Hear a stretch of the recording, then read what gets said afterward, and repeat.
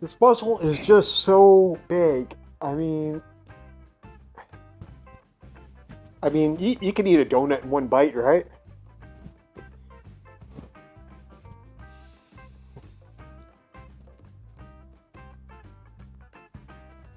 I mean,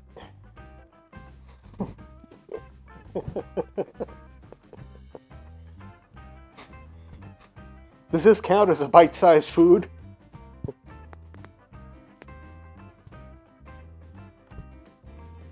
The build for this American Alligator makeup wasn't terribly difficult or complex. I simply started by making a plain latex hood by brushing liquid latex all over plastic armature. This is just to make a plain basis to work on. I let that dry, and then I started cutting craft foam to go and make the scales. I started with squares, and then I rounded the edges a bit to make them a little bit more round so they're not quite just one big giant grid. I made a couple of different sizes. I started with larger ones in the front of the neck and the front of the chest. I also used the larger ones for the back of the head. I made some medium ones and smaller ones, and I placed them all over the sides of the head just to give it some sort of variety. I didn't want to have one big giant grid. I wanted it to have a little bit more of a rounded kind of flow to it. I'm using contact cement, which is just a standard adhesive at most hardware stores, and I put it on the liquid latex and onto the craft foam and press them into place. They eventually bond. And ta-da!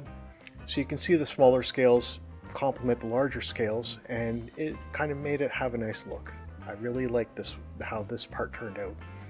I then covered this part with more liquid latex. I brushed it all in to get in between all the scales and to avoid having any kind of air bubbles or pockets where no latex went into. And then I poured more liquid latex over on top just to smooth it out and get rid of the brush strokes. So I let this dry up, and then I decided I wanted to add a bit more detail to it. So I cut up some foam floor mats to go and make little ridges for the back of the head. Since American alligators have these ridges down the back of their head, I just used scissors and a knife and shaped them and used a Dremel to try to smooth them out a little bit. And there's only like 10 of them. So I just marked where I wanted them to be and glued them on with more contact cement adhesive. This is just a little detail part just to make the whole mask not be quite smooth, give it a bit more texture to it. I then applied more liquid latex all over these ridges just to encapsulate them. I also applied more liquid latex all over the hood in spots where latex had slopped off some of the foam. There's also some empty spots where it left holes where when the latex dried it shrank a little bit, so I'm just filling in all these little gaps all over the place. I didn't want to go and like brush on anything since I didn't want to have any brush strokes all over the liquid latex finish. Off camera, I used my airbrush with PAX paint to put a base coat of paint on the hood and the face parts. A dark gray-green for the hood with some of this creamy yellow on top. I then started sponging more PAX paint all over the piece. PAX paint, you can control the translucency with it. You can water it down or leave it very thick, and you can apply layer over layer and really play with it and get details coming through. The translucency of the top layer kind of shows some of the lower layers underneath coming through. So I just applied a couple of different shades of green, a couple shades of yellows, and just really built up the piece. I did it for the hood, and I did it for the face parts.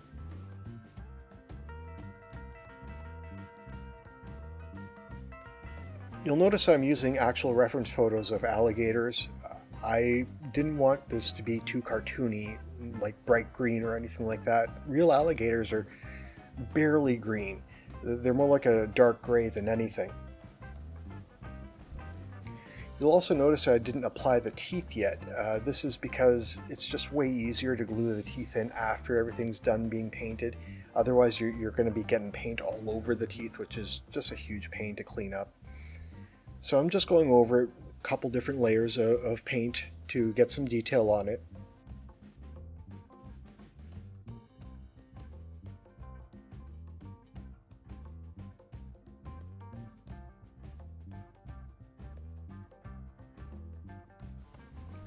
Just a bit more detailed with the light yellow over top.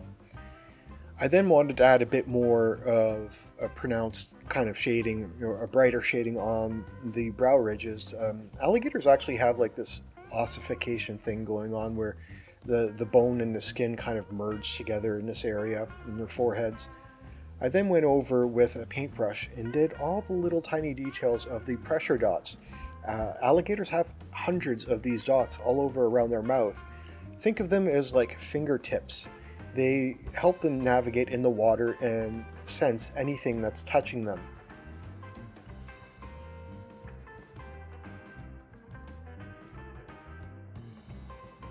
Finally, it's time for application.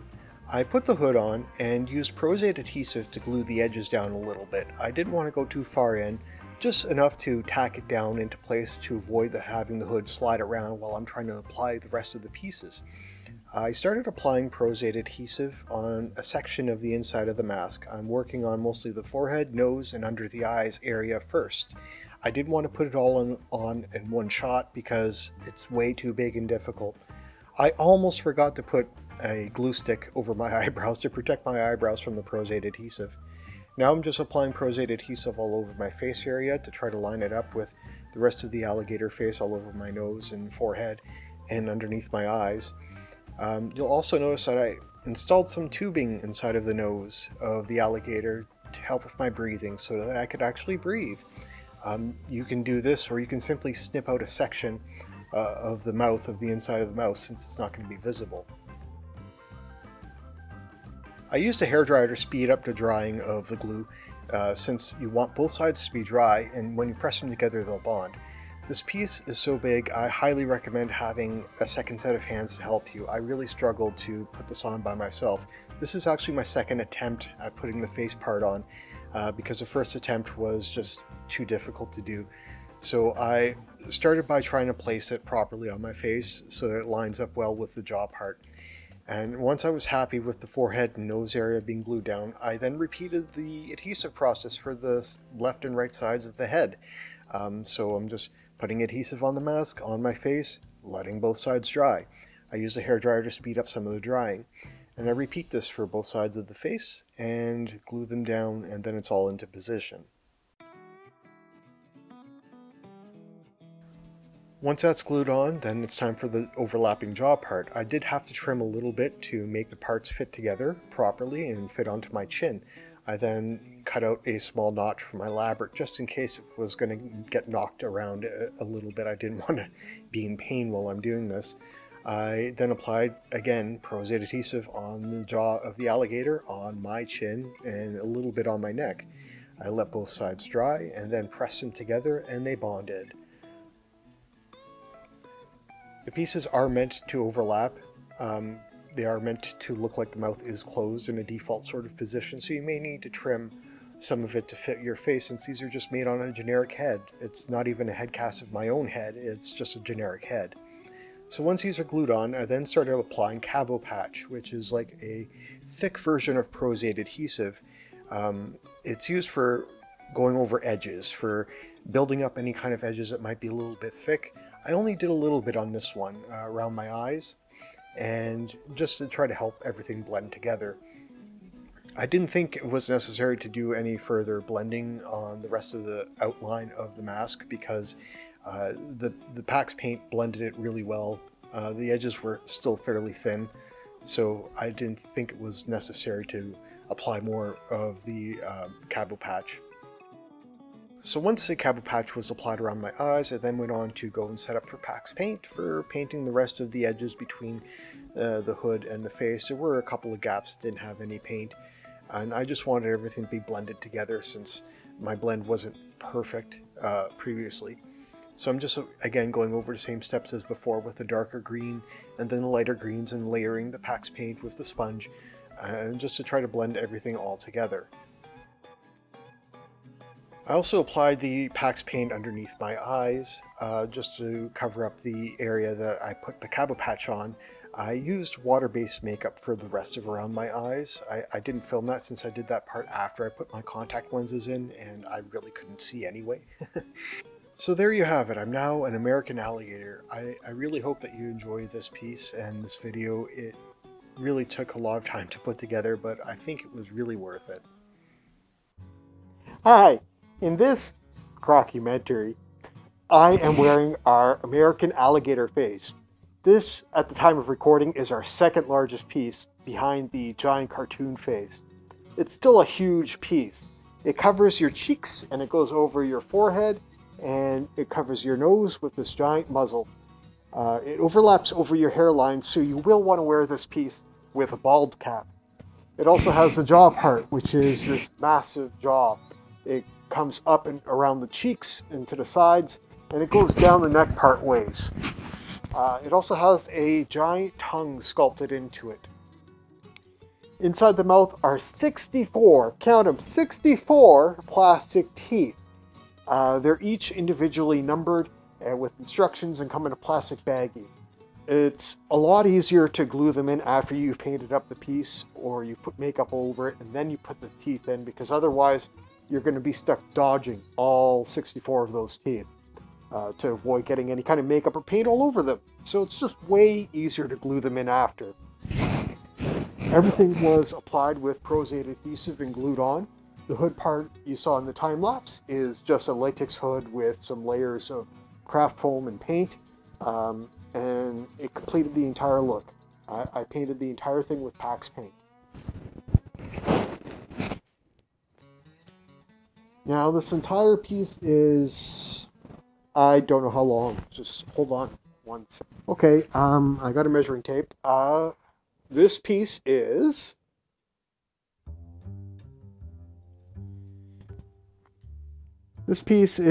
about 6 1/4 inches. That's about 16 centimeters from my upper lip. From my upper lip to the tip here where it starts jutting out of the mouth. 6 1/4 inches or 16 centimeters. So it's pretty long. I have a feeling I'm going to be recording a lot of this video from the side because looking at you from the front probably looks a little bit weird. Probably like a lot of those dog drawings with the dog with the giant nose and the eyes are just tiny on the side of the head with a weird perspective thing. So it's a lot more impressive to see it from the side. Now with all of our other giant pieces, you really have to exaggerate your chin movement to get as much movement out of the mouth as you can. It's really a big puppeteering job with something so massive.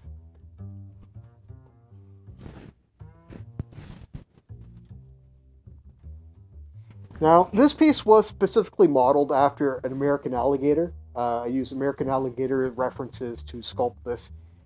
But if you need to use it for a crocodile, go for it. I am not going to be angry about that.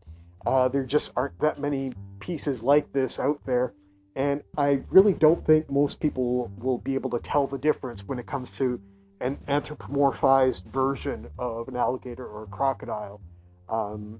Half the time people will say it's an alligator, half the time people will say it's a crocodile. And then you have that sliver at the side of the coin where you'll have some kids say that it's a dragon or a dinosaur. So go ahead, use it for the crocodile characters. There aren't that many characters in pop culture that are crocodiles that aren't like from the 70s or 80s. I mean, like what, Monty Gator from FNAF, King K. Rool from Donkey Kong. There's just Vector, the crocodile from Sonic.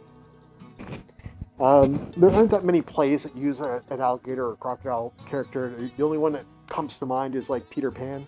You have the croc in there. But he doesn't even have any lines, so I'm gonna eat you. My friends always invite me on road trips.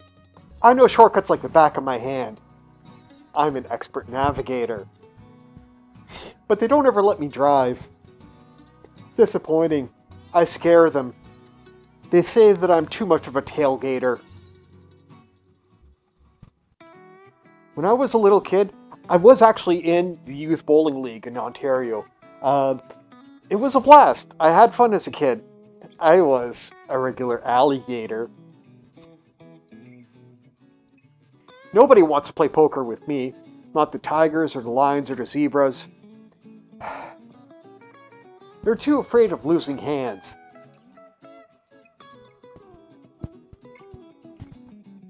I really enjoy cooking. I always use my crock pot. When I'm hosting guests, I always make sure to have Snapple around. It's a good mixer for making cocktails. I hope you like my outfit. I'm an investigator. Have you seen Susie? She used to come to my rock.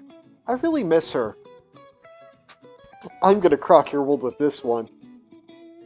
When I go out jogging, tourists are always trying to outrun me. I get it, they're scared, but it's not like I'm gonna eat them.